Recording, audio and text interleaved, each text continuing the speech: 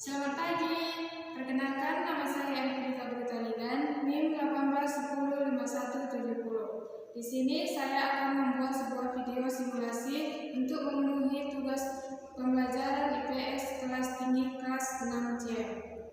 Sebelum kita memulai pembelajaran kita, alangkah baiknya kita berdoa dahulu. Berdoa dimulai.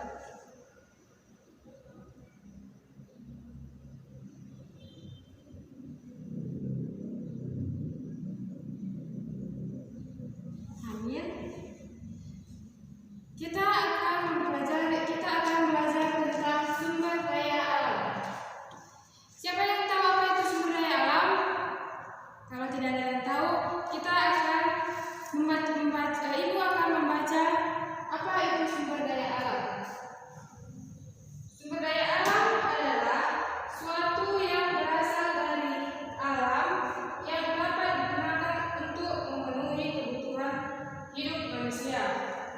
Yaitu sumber daya alam adalah sesuatu yang berasal dari alam atau di lingkungan kita, atau pokoknya di alam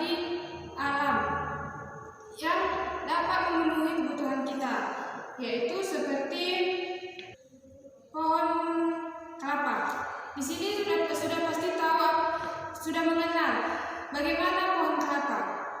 Pohon kelapa banyak kegunaannya, ya seperti buahnya dapat menjadi minyak yang kita digunakan sehari-hari, yaitu minyak kelapa, minyak goreng. Biasanya kita kalau memasak kita menggunakan minyak goreng kan. Sumber daya alam yang lain juga ada. Jenis-jenis sumber daya alam ada beberapa, yaitu sumber daya alam biotik dan abiotik. Yang pertama itu adalah sumber daya alam abiotik. Sumber daya alam abiotik adalah sumber daya yang tidak dapat diperbaharui atau dia hanya digunakan sekali. Seperti gas alam. Kita sudah pasti tahu apa itu gas alam itu kan. Yang biasanya kalau gas alam itu kita temui kalau kita memasak kita akan menggunakan gas, yaitu adalah gas alam. Jika gas alam terus-menerus digunakan, dia akan semakin lama akan semakin menipis dan berkurang. Jika gas alam menipis dan berkurang, pasti ada waktunya dia akan habis. Jadi, jika itu habis, maka kita tidak dapat untuk menggunakannya lagi. Maka dari itu kita harus mencari gas alam di tempat yang lain. Seperti ada juga batu bara, minyak bumi, dan bahan tambang dan lain-lain merupakan contoh sumber daya alam yang tidak dapat diperbaharui atau abiotik.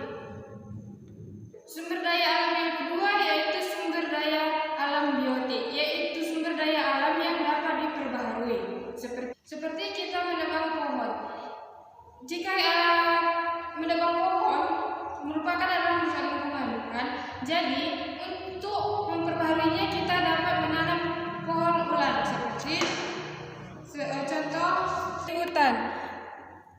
Banyak orang menebang hutan secara liar untuk memenuhi kebutuhannya, seperti membuat rumah, meja, kursi, dan juga banyak orang yang setelah menebang hutan dia melakukan reboisasi. Tetapi banyak orang yang tidak memikirkan itu. Jadi banyak hutan yang ditebang dan dibangun perumahan sehingga hutan-hutan tadi menjadi perumahan yang banyak menimbulkan bencana alam seperti terjadinya longsor, banjir. Maka dari itu jika kita menebang pohon, kita seharusnya melakukan reboisasi sehingga alam kita masih terjaga.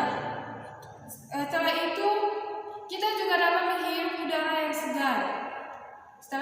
Dan kita juga dapat, jika kita melakukan reboisasi atau penanaman ulang, maka lingkungan kita akan terjaga dan kita juga dapat kembali menggunakan sumber daya alam yang seperti yang tadi, yaitu menanam pohon, sehingga beberapa tahun yang akan datang, kita dapat kembali menggunakan pohon-pohon tersebut untuk memenuhi kebutuhan kita. Setiap daerah memiliki sumber daya alam yang berbeda-beda, maka setiap manusia menggunakan sumber daya alam yang ada di daerahnya atau di sekitarnya, menggunakan itu menjadi sumber ekonomi untuk memenuhi kebutuhannya. Seperti di daerah laut, di daerah sekitaran laut, mereka menggunakan sumber daya laut seperti nelayan. Dan di daerah pegunungan biasanya orang banyak yang bersumber daya alam itu dengan cara menanam tumbuhan-tumbuhan yang dapat dijual, seperti yang telah ibu tadi jelaskan, yaitu pohon kelapa. Pohon kelapa itu bisa jadi sumber daya alam untuk memenuhi kebutuhan, yaitu menjadikan minyak goreng yang digunakan kita sehari-hari untuk menggoreng atau memasak sayuran. Itulah materi untuk hari ini. Jadi kesimpulan dari materi kita tadi adalah sumber daya alam adalah sesuatu yang berasal dari alam yang dapat digunakan untuk memenuhi kebutuhan hidup manusia. Jenis-jenis sumber daya alam ada dua, yaitu sumber daya alam abiotik dan sumber daya alam biotik. Sumber daya alam abiotik adalah sumber daya alam yang tidak dapat diperbaharui, seperti batu bara, gas, dan lain-lain. Sedangkan sumber daya alam biotik adalah sumber daya alam yang dapat diperbaharui, seperti tumbuhan, hewan. Cara memperbaharui biotik yaitu seperti hutan yang gundul kita bisa melakukan dengan cara reboisasi, yaitu penanaman kembali. Itulah materi kita hari ini.